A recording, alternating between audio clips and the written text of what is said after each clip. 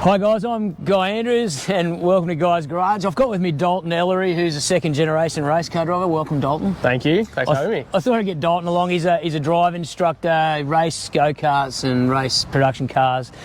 Great. I love his opinions on driving and vehicles. And so, mate, we've got the Cupra Formentor here. The Cupra brand is part of the Volkswagen group, but in Europe they come out of Spain, and they're a Seat brand, with Cupra being their performance arm of the Seat brand. But this particular model, Formentor, is their first foray into the Cupra only vehicle. So there's no equivalent in the Seat vehicle. So we're going to go through the exterior of the car, through the interior. We'll both go for a drive and give our respective opinions on the car, and then I might time it 0 to 100 as well. What do you reckon? Yeah, absolutely, yeah. But the underpinnings of this car is basically a Golf Type R architecture. So we've got a 2-litre twin cam turbo motor with 228 kilowatt tune. So the Spanish build this car and tune this car, so maybe they're a little more loco crazy than those number crunching Germans, and hopefully it translates into the driving of this car. So all-wheel drive platform. It's got that full motion style, where it's predominantly drives like a front wheel drive car, and the rear drive sort of kicks in when it's needed. So I'll be interested to see how that feels on the road. So what do you think, mate? Mate, first impressions, it's actually pretty impressive. It looks great. There's a few other options for the paint that they got down in the showroom, which I probably like a little bit more than this paint. The interesting thing for me is they call them an SUV. It doesn't look like one though, yeah. Well, yeah, but to me, I think they just sort of throw them in that market. It's the same with the Kona N, their Hyundai Kona N. It's like it's essentially really a hatchback, isn't it, on stilts? Yeah. Almost like this one, yeah, for this one, it definitely sort of gives me a bit of like a Subaru Forester vibe in terms of its size. So I would say it's sort of intermediate between being an SUV and being like a normal hatchback. Yeah. Like it's even pretty similar to like a Mazda 3 in size. Yes, yeah, it is actually. And my daughter has a Mazda 3, and I was thinking about who would buy this car, and we'll know more when we get in and drive it. But in terms of luggage space, and if you've got a small family, yeah, you might get away with it. But I'm thinking more that sort of trendy young couple with sort of kind of a vibe at the moment. But that's not us, mate. When we drive together, don't get me wrong. But but yeah, we'll get in there. Let's have a look around it, and then we can see what we think about the design of the exterior of the car. Yeah, first impressions, it looks like they haven't really taken many shortcuts. A lot of cars these days look kind of cheap with all their, especially when they've got a lot more plastic happening around the front. But they've done really well to design the front of it, to be honest. It looks great. Piano cut, sort of shiny stuff. I don't know. I'm a fan of like the matte finishes. But I guess in the matte option colour too, this shiny stuff might pop really well. Yeah, it would make it interesting pop, yeah. Cupra badge, isn't it? It's like this. That's their flagship colour, this bronze. They use it in their race vehicle as well. I noticed they've got a quite nice bronze. But the vents are these real vents here. It looks like this vent just ducts through and supposed to duct air back into the brakes. So. Yeah. And I like this aggressive sort of, almost looks like an eye running through here. Looks kind of cool. All right, moving along, Dalton. We've got the side. I noticed these over fenders. They're on all of the cars, and they're actually in this grey. No matter what main colour you get, they're in this grey trim. So if you have a white car, this grey trim will actually be quite contrasty. It might not look that good, or it might look cool. I don't mind that over fender. I actually don't mind it either, because it also comes around to the front here as well, around the front bumper, and it actually gives it a bit of an accent as well, like a bit of a two-tone. The graphene grey is $475 option, and they've got matte colours. There's a blue and there's another darker grey. The wheels, I like the wheel design. Looks nice, simple design, but a little bit sort of. Yeah, they've really stuck with their signature colour as well, being like the bronze. And you see it all over the car, especially once you get to the inside. It's definitely something that's really consistent among the car. They really keep their signature colour in there. I like that. You're reminded really on every corner of the car that it's a Cupra. Yeah, I think this colour is to the performance model as well. So, and the Cupra twin pot caliper, and I think the discs, the salesman was telling me, are 340mm discs, but there's a $4,000 Brembo option with a 4-pot caliper and a 370, I think it is, 70mm disc. So that would be interesting, especially if you're into the performance. It should be really interesting to see what the SUV goes like on the track versus the Leon, the the hatch version, so with a higher centre of gravity. But I'm imagining seeing a few of these running around town with dropped on the deck with some fat offset wheels. It look pretty tough, I'd imagine. Let's move along the car. All right, so down the side of the car, there's quite some angular features, isn't there? This little hip through here is quite very nice. unique. Yeah. This one's obviously gone with that sort of real sporty angular look, which personally I like. I don't mind that. It's a bit Transformer-like, isn't it? Yeah, it's definitely a big badge. Yeah. This has got, there's more of this piano black from the front, and the exhaust system is actually real. Yeah, it looks like it definitely, just looking at the exhaust, it almost looks identical to a Golf R. Well, imagine it would be. They've set it up. Yeah. So yeah, that's good. And these running lights, they call coast-to-coast lights, which is nice. Let's just get in the car and drive. I'll turn the lights on. Yeah, try out the coast-to-coast lighting. It might not work too well in this direct sunlight, but there you go. Look at that. Close that. Kind of cool. Getting doomsday alarm. LEDs right that across. does look good. Hey, super sleek. Look good at night. All right, so we've done the walk around, Dalton. I think it's time we had a listen to these 4 exhaust pipes, see if they actually sound any good. So there is a bimodal system on this when you go into the Cupra mode, make it sound a bit better. But mate, here, you grab the camera. So that's standard into Cupra mode.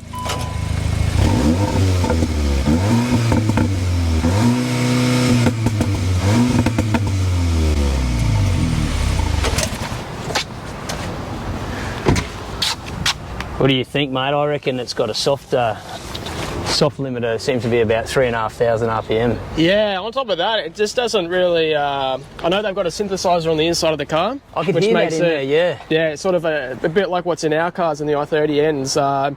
It sort of makes the sound resonate through the windscreen, which gives the driver a bit more sensation. Yeah. But yeah, definitely through the mechanical sound through the exhaust, it definitely sounds pretty weak. Like being right next to the exhaust, you should almost feel like you're blocking your ears, even these days. A soft limiter on a performance car? Yeah, and honestly, it's about as loud as like a normal Mazda 3, so yeah.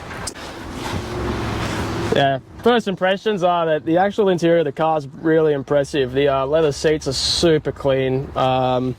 Yeah, the trim's amazing, to be honest. And that's the standard. The blue leather is actually the standard leather in this VZx. Yeah, and the trim on the door. It's pretty nice. There is still a little bit of vinyl and plastic around, but the actual trim of the car, you actually takes your attention away from it, and it just looks really nice. I've obviously put a lot of effort into it. So this is hopping in the car. So that seat's too far back for me. So interestingly enough, Dalton, this seat needs to come forward for me, so there was still plenty of legroom in the back there for you. So the Cupra button here on the steering wheel, press it once, it goes into sport mode. Press it again, and it goes in. You hear that? That's quite interesting. Hold on, I'll chuck this up on the dash. I'm going to turn that off. Again. Yeah, that's in custom, so we're back in normal mode. Sport mode. Here we go. Listen.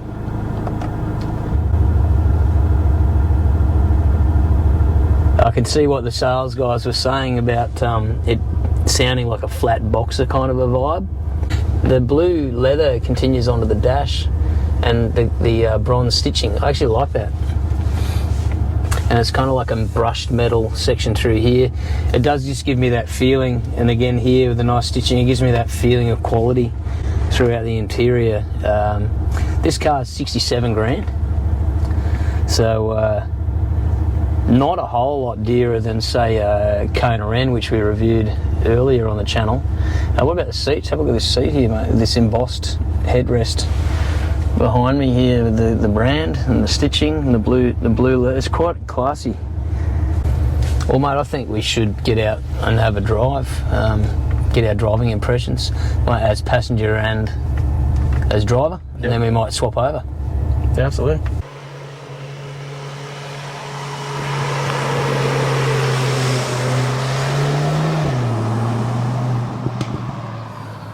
All right, Dalton, we've been cruising around for 10 minutes or so, just in the city. Now we're in sort of outside of the busy streets, and we're heading up to the hills. Give me your first thoughts. We're cruising around in comfort mode right now. The first thing I can say, just sitting in this passenger seat, is it doesn't actually feel like that you are in an SUV. It actually feels like a smaller car, more like a hatchback. You don't feel like you're far off the ground.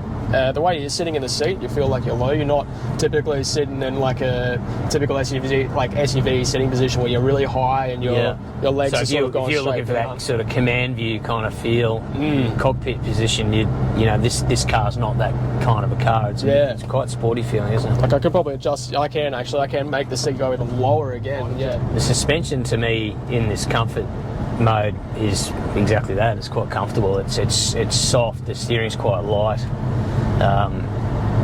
You know, we'll head into the hills and put it into full Cupra and the full customised, uncompromised mode, and we'll just see how aggressive it is. The price is going to attract a lot of people too. Yeah, so 67 grand for this one. So it's taken a little while to build up power, but I was in a fairly high gear. It's our first crack at a decent corner here. A little bit understeer on the limit.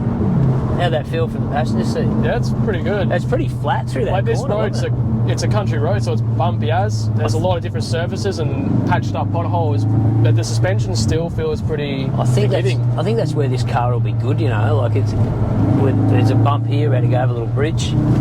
Like taking on those country roads, those bumpy B roads, and still keeping composed. That was actually pretty good. I'm really looking forward to getting this thing into some hills here. You know, boy racer in both of us, you know, we're driving along in the noisiest mode and it's still quite comfortable. And again, I keep coming back to that off-road race car kind of feel, you know, like it'd be interesting, although the car's too nice to take it on dirt road, but it'd be interesting to sort of pedal it through some dirt roads. Yeah, well, they programmed an off-road mode into it as well, so I think they probably built that with that in mind too. So bit of a rally mode, you know. Yeah. With that, I mean, say it, the parent company or the immediate parent company of this car is a rally heritage company, so you know, if you maybe put some PPF wrap on it and take it out in the gravel, it could be a bit of fun. I'll be interested to see what you think when you get behind the wheel, mate. Let's hit these hills. Your turn. Tell me what you think of this thing. Yeah, so first things is it overrides your gearbox selection when you're in the manual mode. So before I was trying to do I'll try and do it again, just so you guys. Right now I'm in 4th gear, and I want to try and see how much turbo lag it's got. I've manually selected it. It's in the sports mode, but when I put my foot down, it will automatically go back into 2nd gear, not touching the gearbox, back into 2nd gear now. And it takes a while to get it back in there as well. Yeah. So when you put your foot down, nothing's happening until it finds 2nd gear. Right. So it feels like turbo lag almost. Yeah, well, it's also overriding your gear selection as well, which would be pretty annoying if you took it to a racetrack and you were, you know, trying to force it into a gear or... So ultimately in this custom mode, you really would like a full manual. Cupra being an uncompromised performance brand, and this being their first go at a fully branded Cupra car, and it has compromises. Yes, yeah, exactly. Performance compromises. These days, people want to buy these cars, and if they're not offering a manual, they still want to have an experience where it feels direct and it feels like they're driving it. It still feels pretty. I thought that driving, you could still drive it manually. It felt pretty good, but at the end of the day, it still has that automatic. Yeah, yeah. Good points. Yeah, good points, mate. The car handles well. The computer that's driving the all-wheel drive system is absolutely phenomenal. If you're into that and you're into a car that just grips and it's easy to drive, this one is. It's definitely safe, isn't it? Like, you know, like it's hard. It would be hard to get yourself in trouble. It felt pretty pointed and flat through the front end. The back seems to behave itself pretty well. And the brakes are really good. Yeah. Especially being a bit high off the ground too. You normally feel a lot more weight transition, and the suspension's holding the car really well. For me, like, you know, the majority of country driving, or, you know, when you go for a drive in the hills with your mates, I think this would be a point-to-point, pretty quick little car. It seems to absorb the bumps quite well. Yeah, it feels nice. Yeah, what I just did just back there, coming out of that left bend, I just floored it just to see how the front of the car would handle on the drive out. And it's absolutely insane. Like, just didn't feel a single bit of understeer. Like, and there's no torque steer or anything like that. It doesn't feel like a front-wheel drive car. Nah, not at all. Yeah. So here's a question: if you could get your hands on a Kona N SUV for 60, last time I priced it about 64 grand, 65 grand, or this Cupra Formentor for 67, which way would you go? I'd probably take this. The reasoning is keeping in mind that this is an SUV, so it isn't, a car that you would take to a track every week. If you were to buy something like this, you might take it to a track every now and then. You got to live with it every day. You buy an SUV for comfort. I think, well, for me, compared to the Kona, it's got a nicer interior. The interior is. I actually like it more than the Golf R as well. It's got an all-wheel drive system. Yeah.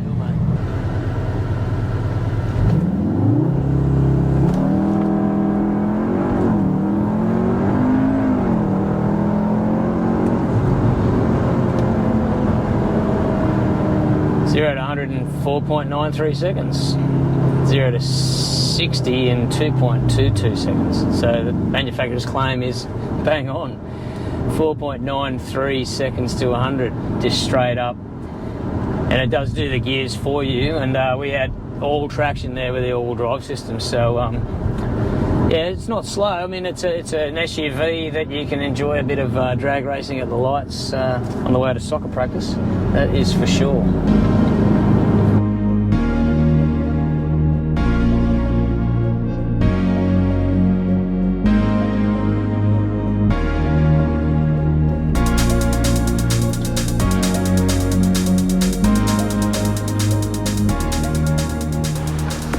All right, fresh back to where we started, mate. Wrapping up with the Cupra Formentor.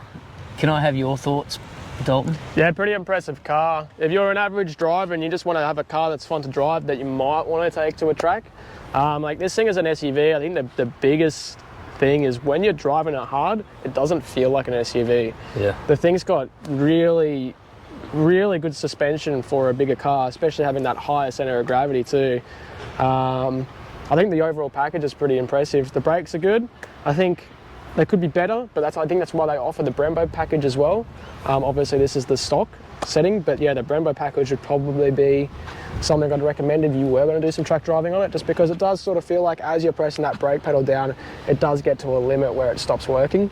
I mean, SUV by nature, it's not a track car. We can't really expect it to be a track car. So even contemplating going on the track in an SUV, I mean, who would have thought that a few years ago? Yeah, exactly. I think. Mate, generally, if I was looking for a car that I was going to daily, and a young family, bring it to the shopping centre. Yeah, and still have some fun. I'd still like to see one of these slammed with some lowered springs and some aftermarket. I mean, as good as these wheels are, all blokes like to put some aftermarket wheels on their car, but they look pretty tough. But generally, I'd definitely consider one of these. If I was looking in that SUV, smaller compact SUV hatch market. Even the quality of the inside of the car and the materials that they've used, it's you can definitely applaud it. It's cool. Well, there you go. Thanks for joining us today, Dalton. And my pleasure. If you haven't subscribed, guys, please subscribe to Guys Garage. We'll keep trying to bring you some different cars, and the Cupra is one of them. And next week, hopefully, we'll have another one. I don't know what yet, but we will. See you next time.